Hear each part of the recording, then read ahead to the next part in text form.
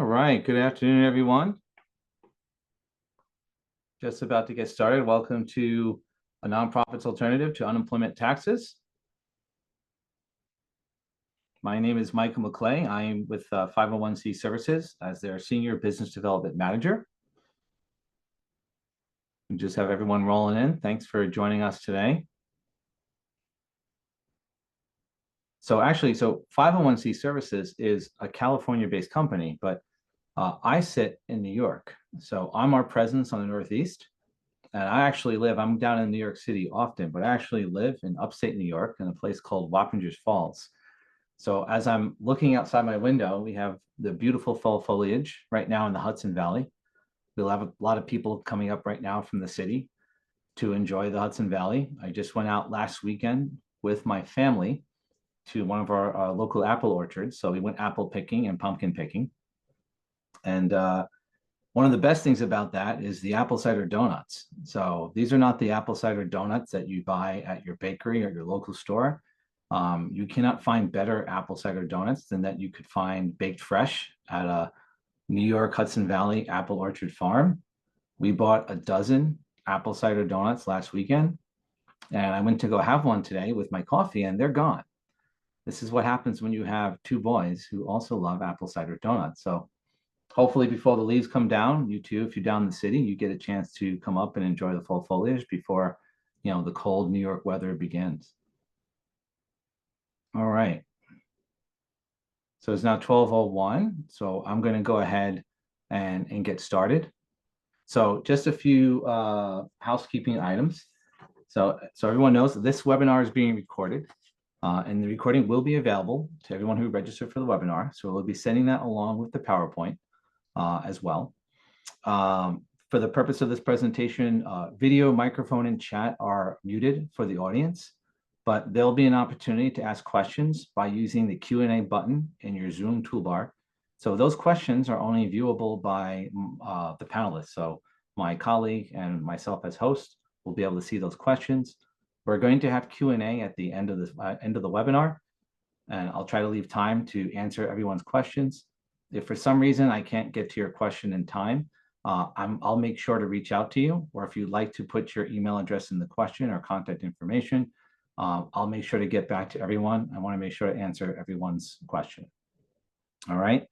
Closed captioning is also available for anyone who needs it, or for the hearing impaired. That's on the toolbar, on the Zoom toolbar below, show captions or CC. Little legal advice, little disclosure, unless presented by an attorney, nothing in these webinars is considered legal advice. Content in this webinar has been pulled from multiple sources, and obviously 501c Services 40 plus years of experience and expertise. And if you lose connection or have any technical issue with the webinar, we recommend closing the webinar and just logging in the way you joined. Worst case scenario, most problems are fixed by restarting your computer and simply rejoining the webinar the way you started. One last point of housekeeping, for the applicable SHRM credit for the webinar, when you get your certification codes, there'll be instructions to submit that with the original date of this webinar. Originally, the webinar was scheduled for November 13th. You'll need to put that as the date in order to claim your SHRM credits. So that will be provided in the instructions that go out to you, but I want to just make a special note of that on the presentation. We moved it earlier because if you are an unemployment tax-paying organization and would like to make any change or consider making any changes, the deadline to do so is before the end of the year. So this will give our participants time to make changes or consider options before year end. All right. Okay, great. So with that, I'll begin the webinar. So I'll have my contact information available at the end after we do Q&A. Again, for those just joining, my name is Michael McClay. I'm Senior Business Development Manager and your host with 501c Services today. And we'll be talking about, unemployment funding alternatives available for nonprofits. Specifically, this is for New York nonprofits. So we're going to talk about how unemployment insurance works exactly. We're going to talk about the alternatives that are available to you as a 501c3, how reimbursing works, which is the alternative. We'll show some examples, and specific New York examples of other people we've helped in New York. And then we'll talk a little bit about what we do, 501c services at the end, and I'll have time for Q&A. So again, we're the only ones that can see your questions, and we'll go to the Q&A at the end of the presentation. We'll attempt to answer everyone's question. If I don't get back to you, we'll make sure to email you a response to the question. If there's a different address or you need a response and you want to send me your contact information, please do so. I'll make sure that everyone gets an answer to any questions. All right. So unemployment insurance explained. So a little bit of, I call this unemployment 101. So unemployment has been a benefit in the USA since the 1930s. But it wasn't until 1972 that nonprofits were required to offer unemployment benefits. Up until then, nonprofits were considered exempt. But as you can imagine, that was a significant disincentive to working with a nonprofit potentially, in that you couldn't get unemployment benefits. So what happened was in 1972, nonprofits were told they can either participate in the unemployment insurance tax program and pay unemployment taxes. That's typically how unemployment works, where you pay payroll tax, employer paid payroll taxes into your state, and it goes into a state insurance pool. And that's where benefits are paid out of. But 501c3s would give another option. The other option is to opt out of the state tax system and instead reimburse the state for their actual claims as they occur every quarter. So we're going to go into a little bit of that, how that works. But first, let's talk about how it works at the state level with the state tax program. So with the state tax program, rates can be adjusted annually per state. So you get a tax rate, that's your tax rate. That's what decides how much is contributed to the state tax pool. And they are a risk pool. So the reason why we're having this conversation and why we exist as an industry is because the total tax liabilities that you might pay as an organization are often greater than your actual claims. So for example, if you're paying $500,000 in unemployment taxes, you might be surprised to know that your claims could be half of that. Your actual claims could be 250,000 or even 150,000, right? So effectively, you are contributing a lot more in tax dollars than your employees are getting in benefits from the unemployment fund. So a little bit about the cost of unemployment to understand how this works and what the cost is to you.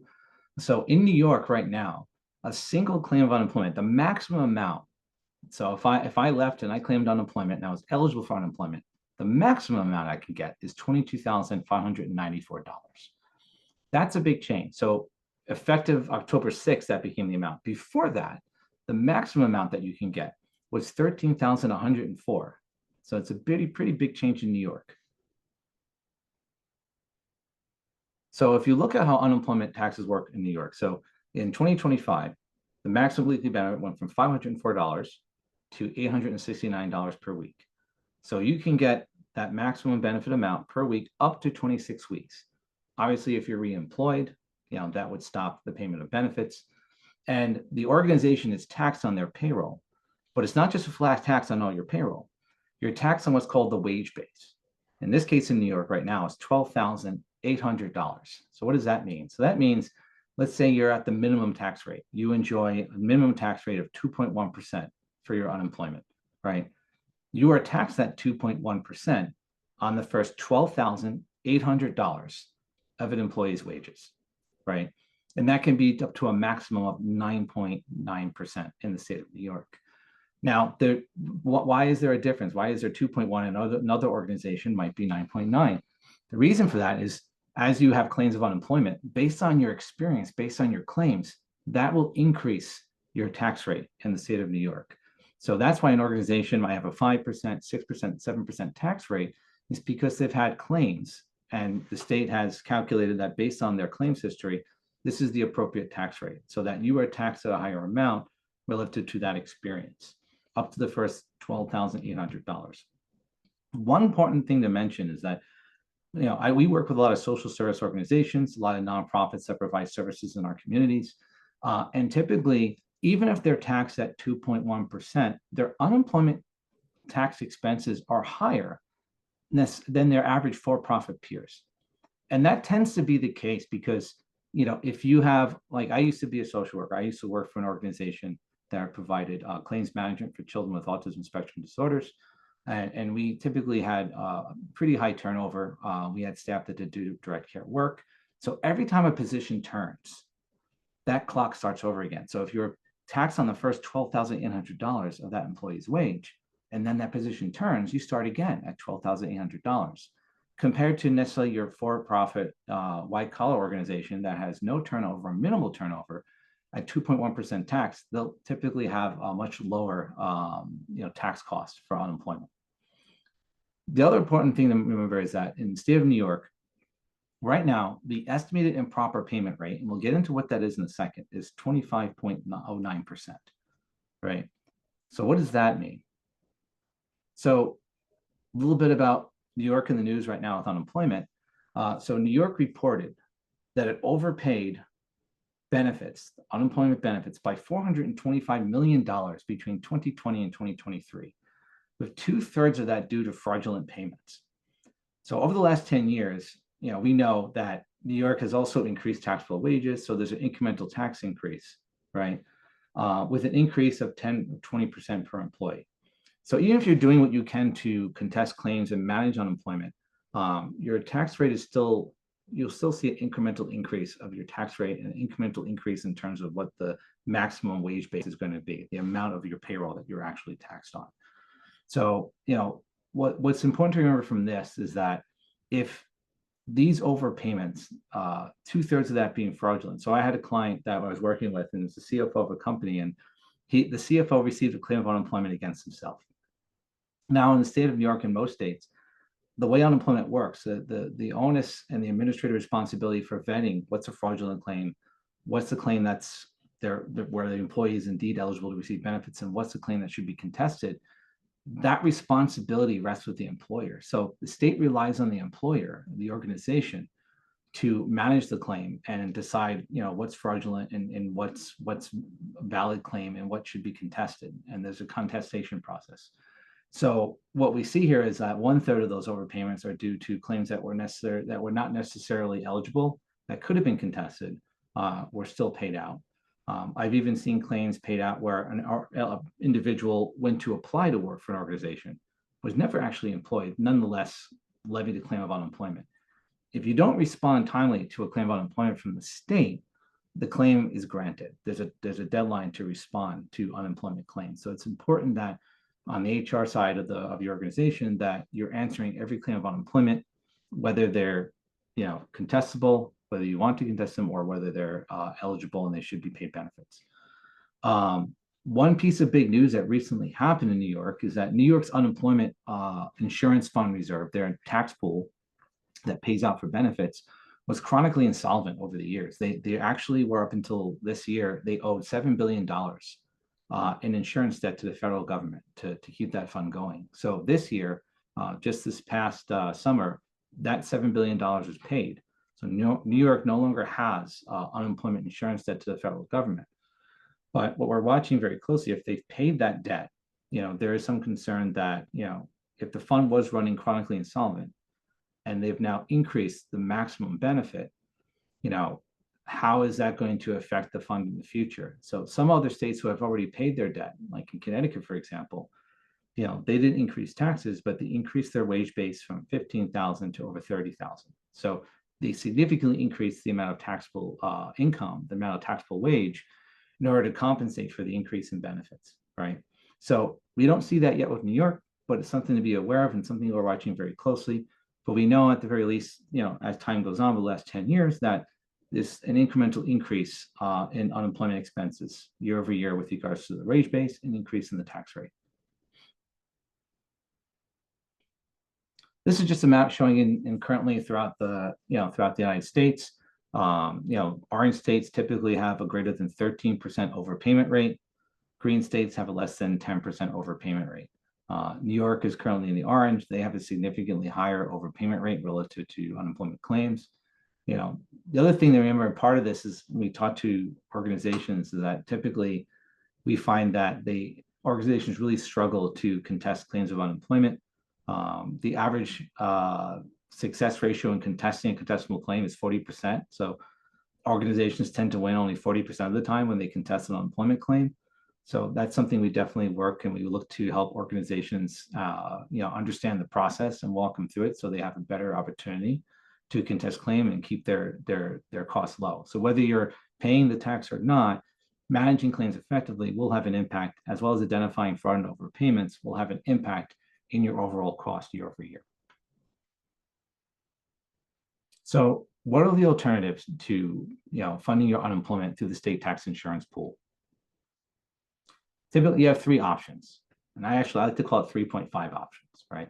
You can continue to pay the state tax. And, listen, reimbursing is not for everyone. There are organizations, and we get calls, unfortunately, we're hearing this a little bit more often than we like, where, hey, I'm anticipating layoffs. We're going to have to lay off several employees. And that might be a scenario where you don't exit the state tax system. You let the state take the burden of those claims because you've been paying out taxes all along. Let them take the burden of those claims because potentially you don't want to move out of the state tax program if your claims is going to be greater than the taxes that you would have paid.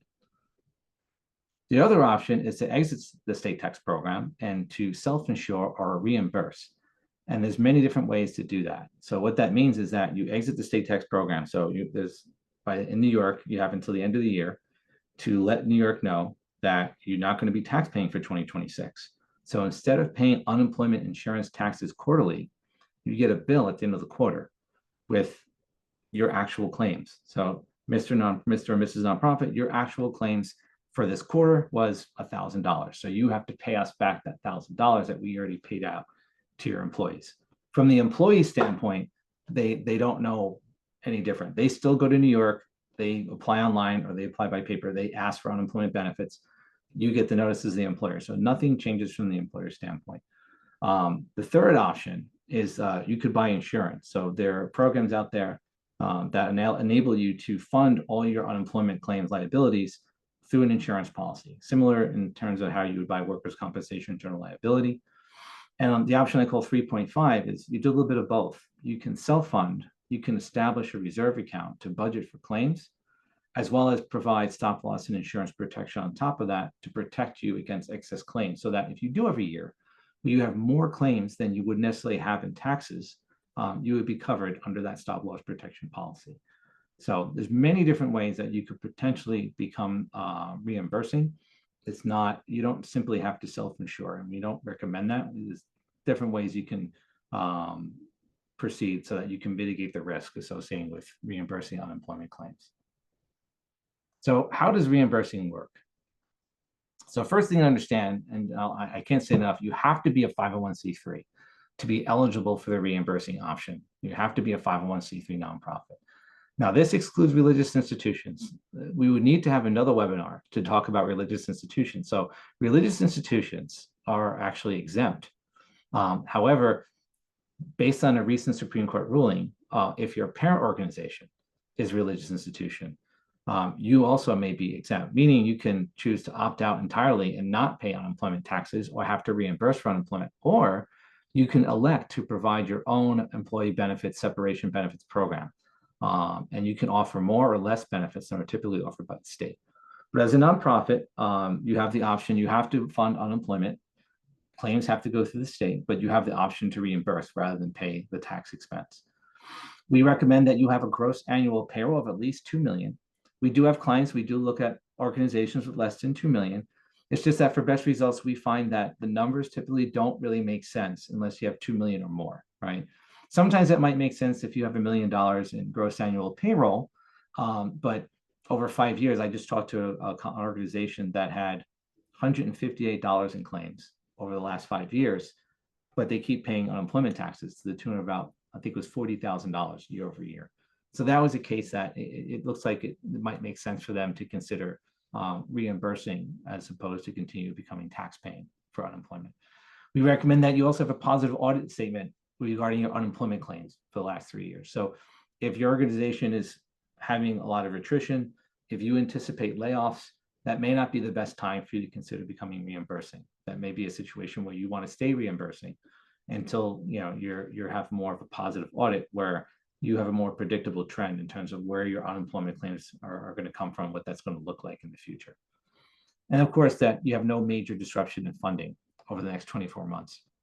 So when you become reimbursing, You have to provide what's called a surety bond, a guarantee to the state of New York that you can meet the financial obligations should you have unemployment claims, right? Whether that be your average claims or God forbid you have a solvency issue or significant funding issues with you in your organization. So if your organization is experiencing financial volatility, that might not be the appropriate time to consider becoming reimbursing. So what are the benefits of reimbursing? Well, generally, reimbursing can save nonprofits significant dollars. We're looking at anywhere between 20 to 40% average less expensive than the state tax program. And again, because you're in an insurance pool, you're effectively contributing dollars to other organizations' claims of unemployment, which is why you might have significantly less claims than you're actually paying in taxes. And that's a situation where, that organization might want to seriously consider their options for reimbursing. Also, there's more potential predictability in terms of you're avoiding potential tax hikes, potential increases with regards to the wage base, and you get more control over your program. So, typically, especially, managing your own unemployment program, reimbursers typically take, more aggressive stance in managing their claims as they come in, or they work with an outsourced provider like us to manage that expense over time. And the goal is if you earn, let's say you have $100,000 in claims year over year, the goal is let's find a way to work with you to effectively manage that better so that, the trend becomes 80,000, 70,000. So you get better at managing your claims over time, which results in better savings and, more success in contesting charges, unemployment claims that are indeed contestable. This option is obviously available, of course, in New York, and it's available in all 50 states. And again, it's best for employers with more than 15 employees and over $2 million in gross annual payroll. So how does reimbursing work? So here's some strategies. We talked about a couple different methods for becoming a reimbursing employer. One way is to manage your own program. So you can choose to self-fund, so you have to let New York State know in written notice that you are leaving the tax program. And as a 501c, you have to prove, you have to show your determination status in the letter that you're eligible and that you're going to opt out for 2026 and become a reimbursing employer. We recommend that you set dollars aside. So what I typically recommend for organizations that want to do this on their own, if you were paying $100,000 in unemployment taxes, right, you should budget that amount for future claims of unemployment. Whatever is not used can then be reinvested back into your mission or in any other way you choose to manage those funds. That's not as popular. A lot of organizations look to outsource that work. So another way you could do this is to outsource that with a company like ours, where you work with us to manage the process. So through us, we will walk you through the process of opting out of the state program.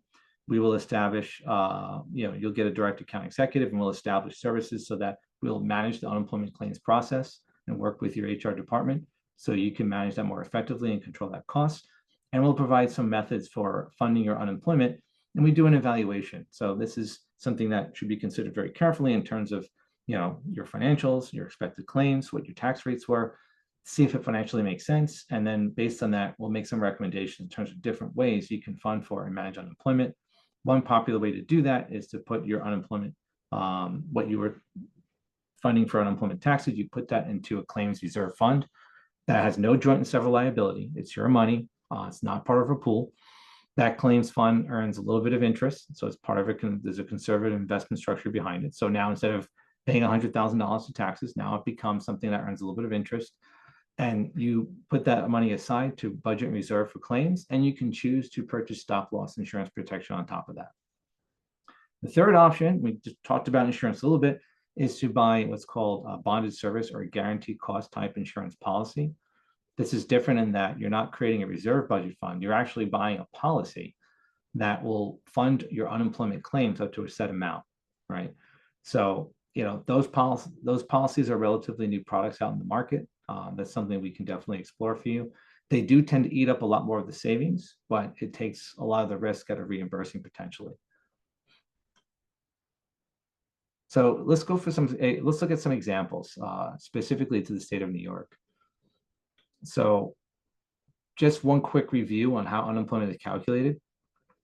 And I tend to learn better by example.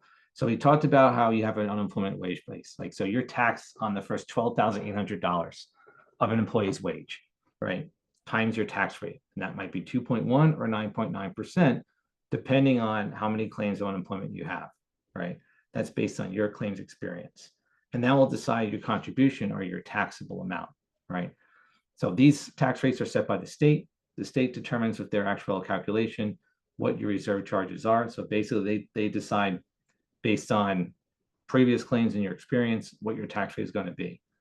We'll get into this a little bit later. I have an example, but there's a form you get every year called an IA-97 that tells you what your actual claims are, how much you paid in taxes, and what your tax rate is going to be the following year.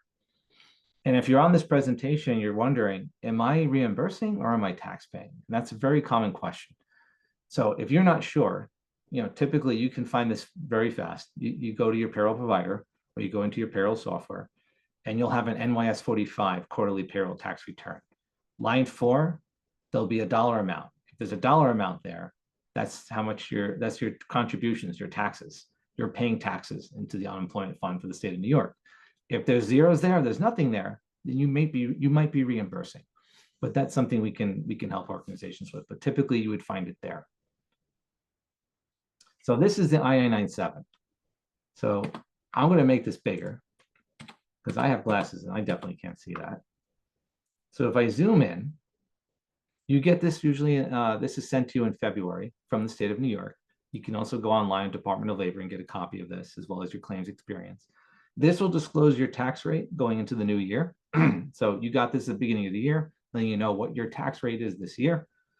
Usually you have to send this to your payroll provider.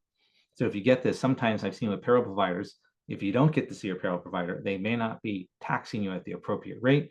You may have to do catch up and you may be subject to penalties on your unemployment employer payroll tax, right? So this is something that you give to your payroll provider, tells you what your tax rate is going to be based on your experience. And this down here, line 1A is your taxes. That's what you contributed to the state tax fund, right, for the prior year. Line 1B is what your claims actually were, right? So in this case, there's have definitely a bit of a disparity between claims. We're just under 4,000, but we're paying only almost 20,000 in taxes. So this organization may want to consider their options, right? So, and it also gives you the average payroll subject to those contributions. So what we usually do is if you want to evaluate your options and see if this makes sense, typically one of the things we ask for is see if you can get 5 years of your II-97. So you get 5 years and now we have a trend. We can see every year what your taxes were, what you paid in taxes, every year what you paid in claims. And if there's a big disparity between your claims and your taxes, then we might want to have a deeper discussion and explore your options and potentially become reimbursing. On the flip side of that, it's worth mentioning that I've seen organizations that actually, and perhaps because they have some volatility or they have turnover, where they have significantly more claims than they have in taxes. I don't see that often, but when I do see that, then it's like, all right, so let's talk about what's happening here and why that's the case. They're going to increase your taxes in the future to compensate for that because the state doesn't want to collect less tax money than was paid out in claims. But that might be a case where, we should not consider reimbursing if currently your taxes are less than your actual claims. So I'm going to zoom back out. Hopefully I do this right. All right, so here's a couple of examples that'll help. So this is a public defender's nonprofit office. So this is a 501c3 that we were working with in Brooklyn. And they had a taxable payroll of about $8 million. They had a tax rate of 2.1%, so the lowest tax rate. And their claims, and this is a 5-year average, was $41,800. Looking at their taxes were going to be coming into next year, 2026, would be $168,000. So here we have an overpayment of $126,200. So this is an organization that decided that, based on these numbers, we should seriously look into reimbursing. We should look at some options for reimbursing. So here's another example. I really like this example because this is This is an organization with just under $1 million, not total gross annual payroll. We're talking taxable payroll. So that $12,800 times how many employees? So their taxable payroll for unemployment was just under $1 million. They have a tax rate of 4.7%, but their annual claims, they had one in 5 years, was $198. I think this is the one that was in my head I was using earlier. So they're getting taxed $45,000 approximately in unemployment taxes. So that's still over $45,000 in unemployment taxes above what they're paying in claims. So this one at face value, it looks a little funny because, Mike, how can an organization with only $198 in claims be paying 4.7% in taxes if they don't have much in claims experience, right? The lowest was 2.1%. This is an organization that was relatively new. They've only been operating for a couple of years. I think this is almost 3-4 years. So when you are a new organization and you register with the state of New York, your tax rate starts at 4.1. And based on the one claim, and it might have been one or two claims, they ended up going to 4.7% in their total tax, right? Especially with smaller organizations, the way their actuarial calculation works, if you have a lower taxable payroll, even one or two claims can increase that tax percentage a lot more than if you had a much larger organization with one or two claims. So here's a smaller nonprofit that had a significant overpayment relative to their claims. So again, this is an organization that wants to seriously consider their options for reimbursing just based on the numbers, right? And keep in mind, these savings, depending on how they choose to fund unemployment, this is more of a long-term investment. I don't want nonprofits thinking that this is how you save money year one. This is how we look at the savings year 1, 2, 3, 4, 5, right? So over a period of time, you should be able to look back and say, all right, so we came from tax paying, we became reimbursing, we bought stop loss protection, we set a reserve fund, we worked with the company, we have administration, we manage claims better. And then after 5 years to turn around and say, oh, we have $500,000 that we saved in total that we can reinvest back into our mission, right? So think of this as more of a long-term strategy versus, a save money this year type strategy. Okay, so little bit about 501c services and what we do.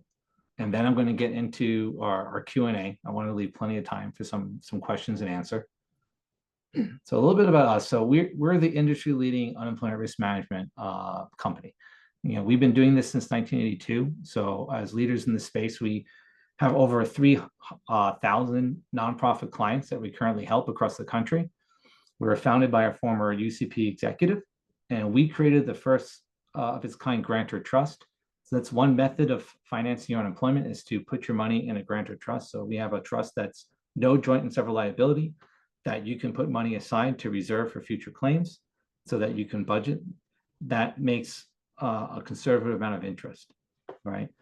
And if you're listening to this, one key point I forgot to mention, if you're listening to this and you think you're reimbursing or you're currently reimbursing, one thing to understand is that, even if you're reimbursing, organizations typically look at their insurance, they look at their vendors, and they evaluate their costs every 3 to 5 years. With regards to unemployment, I find that a lot of nonprofits will typically set it and forget it. So they might have become reimbursing 20 years ago, but the financial methodology and how they manage those claims hasn't changed in 20 years. So even if you're reimbursing, it's probably makes sense given all the changes, especially given, if you think about this, in New York, the maximum claim amount went from over 13,000 now to over almost 23,000 and change. That's almost 72% jump. That's a pretty big jump. That could potentially have an impact in your out-of-pocket claims costs as a reimbursing organization. Now, many times when you look at a reimbursing, well, maybe we should go back to tax paying. Very rarely that's the case. And we do those numbers. We said, if you went back to tax paying, this is what it would look like over 5 years. And it's significantly more expensive. But that being said, that might change your strategy in terms of how you budget for claims and what kind of insurance protection you might choose to put in place based on that information. So if you're reimbursing, definitely something you want to look at. Also, we see reimbursers that there are programs out there that do have insurance pools, but you want to make sure that if you're doing that, you're not in a program that has joint and several liability. You're not risking your funds by funding claims for other organizations. So you want to make sure you're doing this in a manner that's as conservative as possible. right? So if you are reimbursing, it's something that you should definitely evaluate from time to time. We recommend, every 5 years or so, you should take a look and just consider, based on current changes, that you're funding your unemployment and managing that in the most cost-effective way possible. So again, we've been doing this for a long time. We have a deep bench of industry-leading expertise in unemployment claims management. So when you work with us, you can easily pick up the phone. You can talk to Beth. You can talk to Gary. You'll have someone that's been doing this a long time that's assigned to work with your account. We also offer a great online platform for managing the claims process as well as for keeping track of your funds and the policies that you have in place. Our retention with 3,000 clients, our retention is over 98%. I came to this company just 2 months ago, but I've been involved in the unemployment insurance space for almost 20 years. And I can say, working for 501c services, we are for profit, but it feels like working for a nonprofit back when I was a social worker. Everyone here is really invested in the mission and serving America's nonprofits. So I'm very lucky to be here, and we enjoy a lot of references from our clients. And again, 98% retention.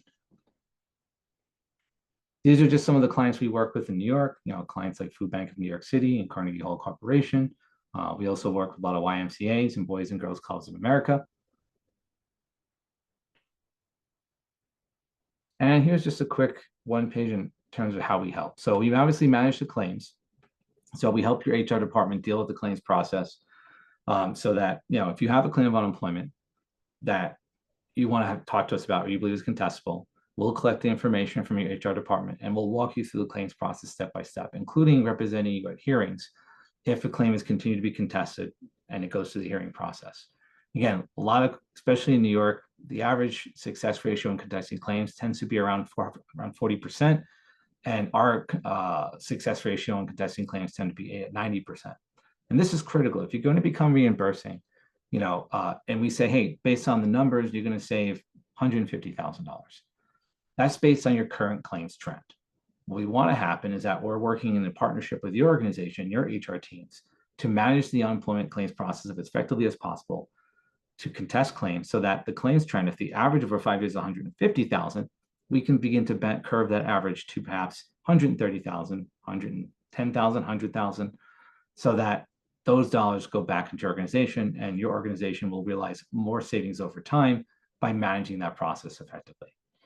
And because what we do around separation and employee and terminations, we do offer HR services. Now, those HR services are built around managing the unemployment claims process. So if you have a difficult termination and you need to pick up the phone and talk through it with us, we can do that for you. Or if you're having difficulty in contesting claims, that might be related to how you document progressive discipline, how you present evidence in contesting a claim. And these are HR matters that we can help you with, as well as making sure that your handbooks represent what you're doing with unemployment. I'll give you one extreme example. I had an organization that was reimbursing, but they misunderstood really what this meant. And their handbook suggested that their employees were not eligible for unemployment, which is absolutely categorically untrue. So we make sure that, that this is expressed appropriately within the handbook, that this is managed appropriately with your HR. And that's, and that's the scope of how we manage unemployment with regards to HR.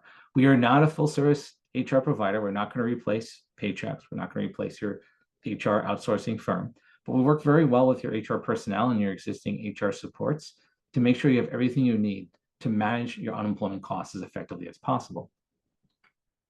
And then if you consider that the maximum claim payout in New York is hovering over $25,000, if the sooner an employee can find another job, the next step in their journey, the better off the employee will be, and also the better off the organization will be. So we do offer reemployment services. So we will work closely with the organization and then directly with the employee to help them find their next position as soon as possible. Again, I love this service because it's great for the employee, so they can get employed as soon as possible. And it's great for the organization because that will continue to keep claims expenses as low as possible.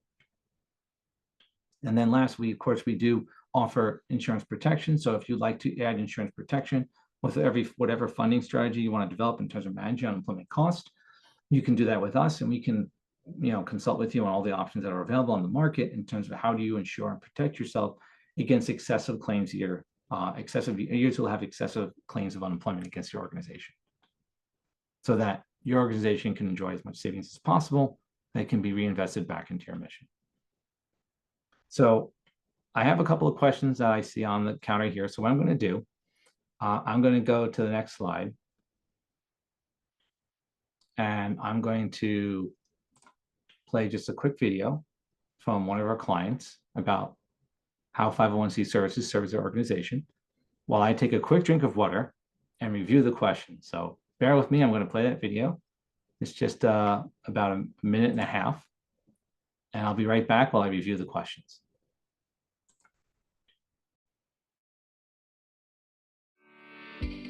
What makes me passionate about working for a non-for-profit organization is because I knew I always wanted to work for a mission-driven organization. Our mission is to work with immigrant communities so that they can achieve the American dream.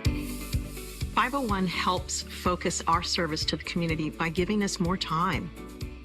501 helps us focus on serving our communities by providing services directly to our HR professionals.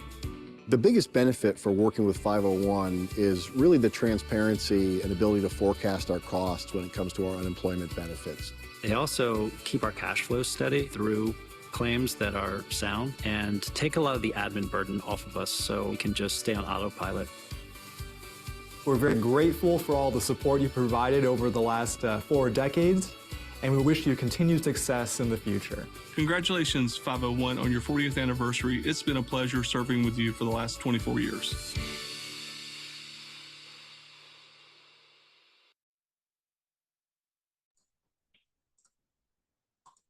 Okay, so we thank that endorsement from the Boys and Girls Club of America. So that gave me a moment to just review the questions that came in. So we have some questions here. So one question, 2 parts. How does this work if you are a New York-based 501c3, but have employees in other states such as New Jersey, and Connecticut?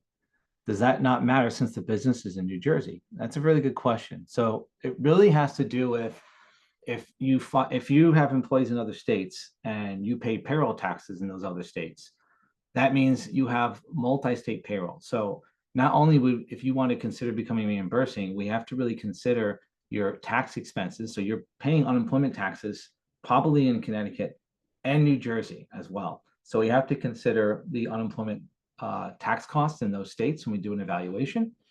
And then if you want to become reimbursing, that's not a problem. You just have to make sure that you opt out by the deadline in those prospective states. And that's something we do for a lot of organizations. I have one that I did that operates in 26 different states. And they actually, we weren't saving them a lot of money, but they decided to work with us because trying to manage unemployment in 26 different states was challenging. So working with us, they just have to work with us and we can manage the logistics in terms of how to submit claims, how to manage the funding for all 26 different states. So yeah, the options are still available to you. You can still consider reimbursing, and we just have to look at each state. So if you're in multiple states, we can look at each state and we can tell you exactly what you need to get in terms of figuring out what your claims expenses are. But if you look at your payroll, you should be able to see if you're paying unemployment taxes and filing wages in Connecticut and New Jersey, or if it's all wrapped up in New York. So it depends on how your payroll is structured, but we can definitely look at that, and that's something that we commonly do.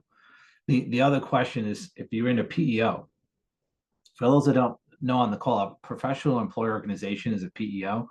And what they do is they take your employees and they put them under their federal ID number, and they effectively lease them back to you. So you go under that large organization's FEIN so that you can get group buying power with workers' compensation, with benefits, and that usually is bundled in with payroll and HR services. The problem with going into a PEO, it's not a problem, but the issue with going into a PEO is that since you're doing it through their FEIN, that means you're also going through their unemployment, right? So you inherit their unemployment tax rate and they charge you for unemployment claims expenses. Now, it's a little different if you're in Connecticut. There's some states which are called pass-throughs. In other words, you're not allowed to use the PEO for your unemployment. You must still be participating in that state's unemployment tax system and paying them directly, right? So the answer is it really depends. If you're in a PEO, typically you have to pay unemployment taxes. But I'm really glad this came up because I worked in the insurance business. I actually was a property casualty insurance broker, and one of my specialties was working with PEOs. So one of the things that you should consider when looking at a PEO is that if you're in a PEO, the option to become reimbursing disappears. Now, even though you can save considerable dollars, potentially becoming a reimbursing employer, we know that if you're in a PEO, you're probably doing that to save a lot of money on your employee benefits, right? So it's definitely worth it to look at it, because if you're looking at potentially using a PEO or continue to use a PEO, you should consider the unemployment cost savings versus what you're potentially achieving in savings with regards to benefits. I find that larger groups with, over, if you have hundreds of employees, you have over 100 employees, they may not be saving much in benefits relatively to the open market, and they're definitely missing out on the opportunity to be reimbursing. And last, only because I know way too much about PEOs in my past life, different PEOs have different unemployment tax rates. So some PEOs have a much higher unemployment tax rate than others, and that usually is because the larger PEOs don't really manage their unemployment claims cost. So in that prospective state that they're actually rating you in, that's a significant, potentially you could incur a significant higher tax rate. So if your tax rate was 2% and their tax rate is 7%, you should consider that in the overall cost, and that should be disclosed in the proposal. So I used to consult with the insurance agency I worked with. I used to consult with organizations on PEOs, and I'd always remind our brokerage programs and our nonprofit practice programs to really look at the unemployment costs and itemize that in any proposal regarding a PEO when integrating benefits and workers' compensation with payroll and HR. So really great question, and it all depends on what states you're in, but something to definitely consider, especially if you're considering making changes to the PEO, how that might work with unemployment. Let me just make sure there's no other questions here.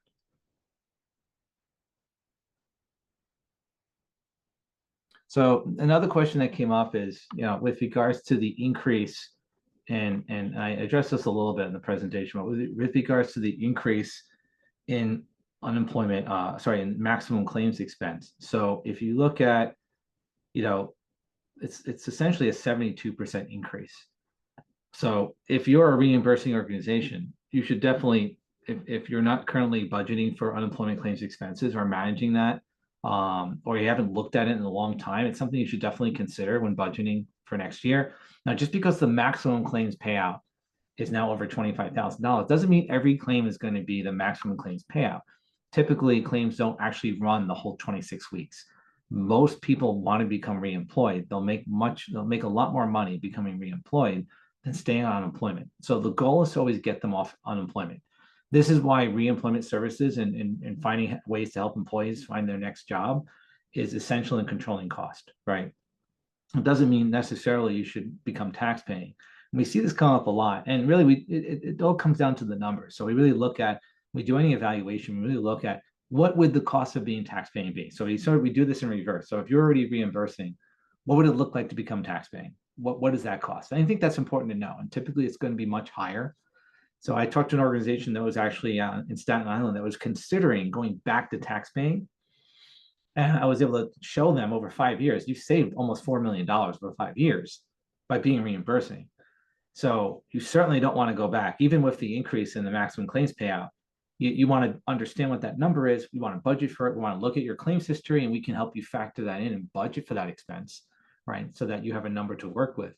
But it doesn't mean automatically that you shouldn't necessarily be tax paying. But definitely it's something to consider, right? We want to make sure that we make conservative recommendations. I've had an organization that recently I talked to, they were only going to save like a couple of $1,000s by becoming reimbursing.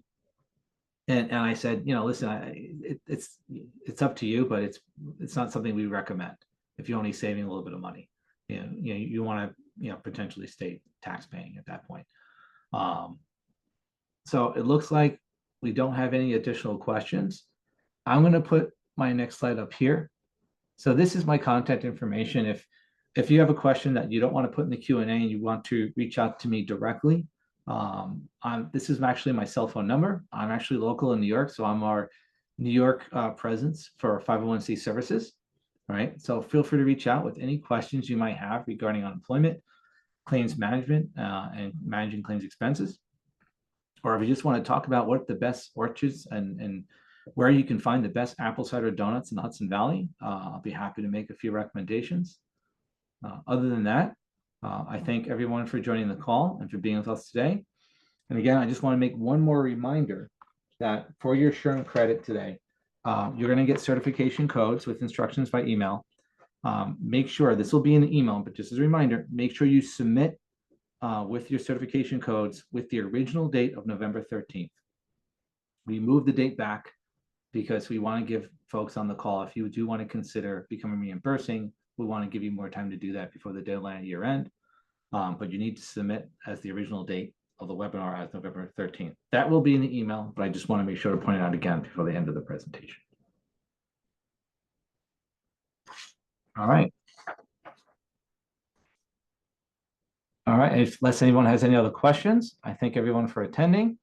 I wish everyone a safe and happy holiday and to enjoy the rest of the fall. And if you think of any other questions, feel free to reach out to us anytime. All right. Thanks everyone for attending.